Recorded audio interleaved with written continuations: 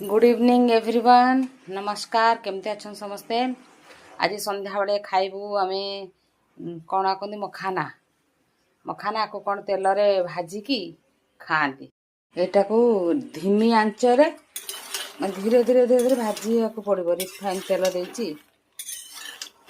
देती धिमी आंचरे धीरे धीरे भाजिया पड़े। भाजिले यहाँ माने मड़ मड़ लगे जमी जो पॉपकॉर्न लगे पॉपकॉर्न टा जमी लगे सेमती तारी फ्लेवरटा दब।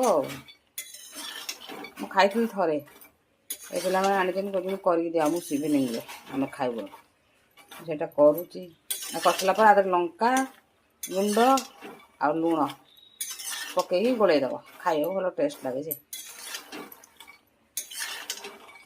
मखाना कहते मखाना यहाँ मखाना कौथु ये जो पद्म फूलर कौन फल गोटे यहाँ हुए यहाँ देखी थे समस्त प्राय देखी थे भिडियो पुड़े आसुव मुझे देखी थे थे पद्म फूलर फल गोटे कौन थाए ना कौन पानी भर बाहर करती से करती।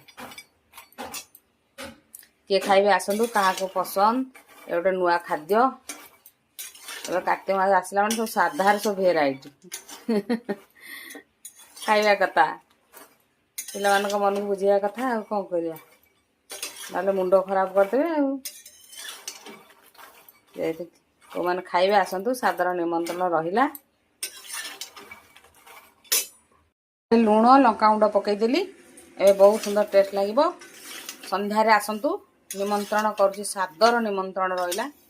खाइबे जो मैंने खाई से लिखु जो मैंने न खाई मखाना कौन कमेंट बॉक्स लिखु।